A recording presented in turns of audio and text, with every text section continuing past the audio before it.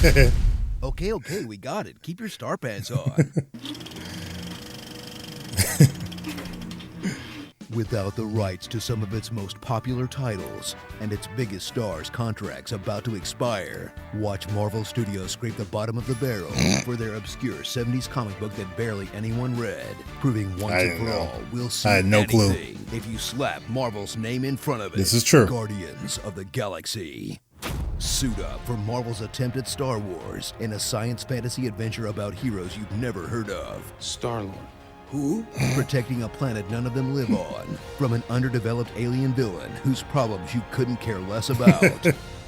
We're really reaching here. This was a fun movie. Overall, Journey it across was. the galaxy to meet this gang of lovable misfits. There's Captain Star-Lord from America, the human leader from a different time and place. Like Captain America. Gamora, the Black Widowish leather-clad female assassin. Like Black Widow. Drax, the guy with the killer abs who doesn't understand our customs in a Thor kind of way. Groot, a big hulking tree. Get it? And Rocket, the wisecracking tech genius with a drinking problem, like Tony Stark. What I'm trying to say is, they're the Space Avengers, but I guess it's technically not stealing if they're ripping off themselves. This is true. Watch the Guardians race to find an excuse for more Avengers sequels by chasing after the Infinity Stone, an orb of world-conquering power that no one bothers to guard, and a gem so powerful it can kill you just by touching it. Unless you're this guy. Or you can join hands to disperse its power, unless you're these guys. Or you can just jam it into a hammer and use it safely from there. It's best not to think about it too hard.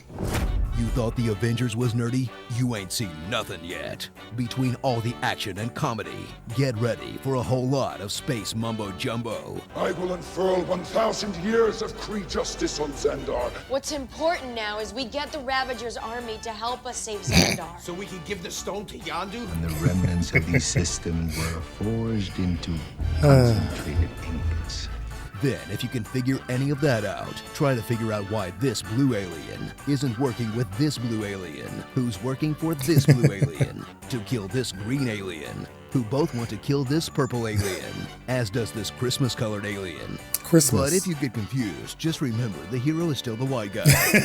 So experience the swagger of a movie studio drunk on its own power, as Marvel trolls the world with balls-out middle fingers to the audience they know they have in the palm of their hands.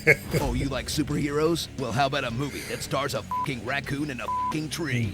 You like Vin Diesel? Yeah, well, we cast him and he only says one fucking line. You want more pedigreed actors? We'll put them in stupid outfits and make them say space bullshit. All Nova pilots, interlock and form a blockade. Because who doesn't want to be in a fucking Marvel movie? Hey, recognize that chubby idiot from Parks and Rec? Chubby We're idiot. gonna turn him into a sex symbol. That would be hilarious. Remember the worst movie we ever made, Howard the Duck? Stick that after the credits when everyone's expecting Avengers 2. It'll totally with our fans and they'll love it anyways. Speaking of which, remember Thanos from that one scene at the end of the Avengers a few years ago? Well, we're bringing him back, and he's still not doing shit. Why? Because you. We're Marvel, that's why. What are you gonna do? Watch DC?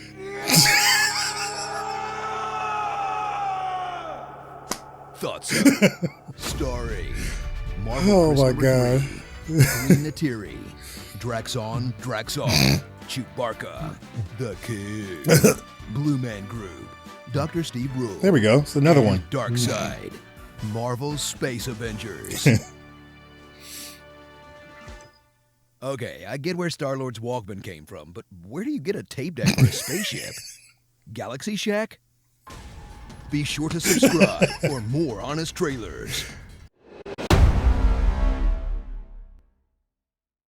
So, you have a script for me? Yes, sir, I do. It's a movie about the Guardians of the Galaxy. Who the hell are the Guardians of the Galaxy? Well, they're Marvel characters that we own. They are? Wow, that doesn't even ring a bell. Yeah, most people don't even know who they are. So why would we make a movie about them? Because at this point, we can make a movie about literally anything and people will pay us money to see it. That's a very good Pretty point. much. Yeah, and we're gonna make this one super funny so people are really gonna enjoy it. Enjoying funny things is tight. So how does the movie start? Well, the main guy, Peter Quill, Quill's mom is gonna die, and then he's gonna get abducted by aliens before he even has time to mourn her death. Oh, that's hilarious. What? Super funny stuff. I love it. I actually haven't got to the funny stuff yet. Okay, good. I didn't get the joke at all, but I didn't want to look stupid. So anyway, we're gonna jump forward 26 years, and now Peter Quill calls himself Star-Lord. Okay. And he's gonna steal this powerful orb thing, so people are gonna try to hunt him down. Who's gonna hunt him? Well, there's this character, Gamora, and she's known as the deadliest woman in the galaxy. Oh, so she's gonna win all the fights she's in? No, she's gonna lose most of them. Oh. Yeah, and she has to be saved several times. Anything else I should know about her? Well, she's the daughter of the big bad guy Thanos, and she works for this movie's bad guy Ronan, and her sister Nebula is hunting her down. And she's supposed to get this orb thing, but she was planning on betraying Ronan. Wow, it almost sounds like she should be the main character. Yeah, I know, right? Yeah. Why isn't she the main character? Because. Fair enough. There's also this character named Rocket Raccoon. What does he do? Well, he has this awesome scene where he's gonna save his friend by, you know, crashing a spaceship directly into him. That doesn't sound very helpful at all. Yeah, well, somehow it's gonna work perfectly and knock out the bad guy, but none of the good guys. Wow, that doesn't make much sense, but I bet it's gonna look cool. Yeah, and also there's this lovable talking tree character named Groot. What's his deal? Oh, he's great. In the end, he's gonna sacrifice himself for everyone, and he's gonna die. Not permanently, he's not. What? You can't permanently kill off a lovable character. This is a Marvel movie. Okay, but no way, man. Okay, maybe I can have him be reborn, and there's like a baby Groot at the end of the movie. As long as he's not dead by the end of it. Well, technically he will die, but there'll be another Groot that... Look, is there gonna be a cute character named Groot available for us to use in the sequel? Yeah, but like he'll be... Well, then you tell yourself whatever you want. Oh, I will. So what else happens? Well, all those characters are gonna get arrested by this police force called the Nova Corps. Okay. And they're gonna be super pumped that they caught Gamora since she works for Ronan, and they've been having some serious Ronan problems. Oh, so they're gonna question her or use her as leverage or something? No, they're gonna immediately put her in jail to die. Not the brightest move. Yeah, they're pretty bad at their jobs. Sounds like it. Anyway, in jail, they're gonna meet this other character named Drax. Oh, what's his deal? Oh, he's funny. He takes everything literally. Oh, that's funny. How's that gonna work? Inconsistently. Oh, really? Yeah, it's gonna be a thing whenever I can think of a joke to make, but other than that, he's just gonna understand things normally. Wow. And then all the characters are gonna escape prison together. Is that gonna be hard to do? No, it's gonna be super easy, barely an inconvenience. Oh, yeah? Yeah, because everything in the prison is stupid. How so? Well, they have these flying robot things that can't hit a target. Then they have guards that take turns shooting rockets instead of firing all at once, which buys the heroes a lot of time. Then for some reason, from the control room, you can control gravity in individual sectors in the prison, so they use that function to escape. Why would that gravity thing even be an option? Because I wrote that. Fair enough. So tell me more about this Ronan guy. He's blue and pouty and super evil. Oh, he's evil? That does sound like a good villain. I thought you might like that. Oh, I do. So he gets an Infinity Stone, which gives him the power to wipe out civilizations like weed in a field. Well, sounds like it's gonna be hard for the Guardians to fight him one-on-one. Actually, super easy, barely an inconvenience. Oh, really? Yeah, even though he can easily kill them on several occasions, he's just gonna kind of knock them down repeatedly. Well, that's super considerate of him. Yeah. And you said Thanos is in this movie? Why does that ring a bell? Oh, he's like the biggest bad guy ever. We showed him for a second in a post-credit scene in the Avengers. Sounds like a powerful guy. Oh yeah, this guy is so dangerous you don't even know. So what's he gonna do in the movie? He's gonna sit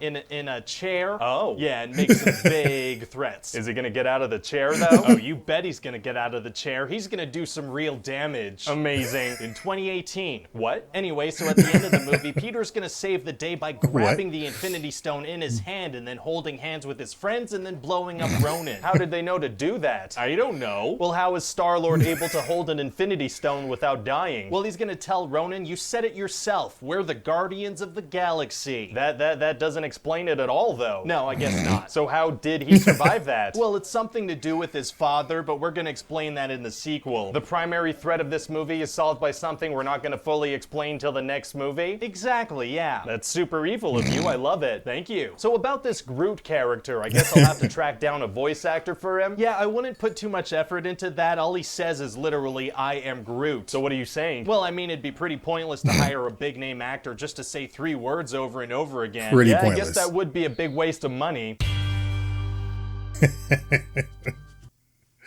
All right, so we got Guardians of the Galaxy in there, and this is what I'll say about Guardians of the Galaxy for just as far as my thoughts on it. I didn't care for it like everyone else did. Like, it was a fun movie, but all the main characters could have died and I wouldn't have cared. I wouldn't have batted an eye. Like, it wouldn't have fazed me at all. I like the sequel more than this one, and we'll talk about that once we get there. But this one just didn't do it for me like other Marvel movies. Now, it did show that Marvel can do whatever they want, literally. You got a talking raccoon and a technically talking tree, and they did it well. I just didn't care for the characters all that much. Like, I didn't connect to them like I thought I would. But it is a fun movie overall. It is a fun movie. And it does continue the lore of the MCU, you know, with characters that nobody knew about. Like, I'm sure. I mean, I won't say nobody. I know I didn't. I never read Guardians of the Galaxy. I didn't know anything about these characters. And it was Marvel's version of doing a Star Wars movie, you know, in a way. I thought the way they incorporated the music was great. Like, that I really did enjoy. And the story overall was good. But Gamora should have been the main character. Let's be honest. Like, this overall, Gamora should have been the main character of this film. And it would have made more sense and probably would have been even more interesting for me. But I am looking forward to Guardians of the Galaxy Volume 3. I know there's a Guardians of the Galaxy holiday special they're doing, which is, again, is like Star Wars. That was just announced a couple of days ago during the investor meeting for Disney. They talked about a lot of stuff, so maybe I'll do a separate video on that. But yeah, Guardians of the Galaxy, this was funny. Now, as far as the verses, who do you choose? I personally would choose Honest Trailers on this one. I think Pitch Meeting was funny, and he goes about some of the same beats, but Honest Trailers, I think, did it better for me. Especially the whole beat of, you know, how each character is like an actual Avenger, how the comparison there. Also, like how Marvel's pretty much saying F you to the fans, we can do whatever we want. And they talk about, at least Epic Voice Guy talks about each scenario of how they were doing that. That was hilarious for me. Like that kind of took the cake. So I gotta give this one Honest Trailers. But which one do you give it to? Let's talk about it in the comments below, and also look for a poll in reference to this versus video. You can vote there as well. So, yeah, this was a fun one, but I gotta give it to Honest Trailers on this one for me. Next thing, if you're subscribed to the channel, thanks so much for subscribing. I really appreciate it. I have a lot of fun here with what we're doing. And if you're not subscribed, think about subscribing. I put out videos Monday through Friday. Sometimes I get a little janky there because I missed yesterday, but look for videos Monday through Friday in reference to Pitch Meeting reactions and Honest Trailers and movie trailers, whatever the case may be. It's on my mind entertainment, so you never know what it could be. So check us out, subscribe, hit that notification bell. If you do subscribe, you won't regret it. And then lastly, before you go, check out some of our other versus reaction trailers. We've got a number of those there. You can also check out the most recent one, which is more of a customer service in the day or in the life of type scenario. So whether you work in customer service or deal with customer service, cool little reaction video there you can check out as well. So check that out. But if you've seen all that, then I'll see you right now in the comments.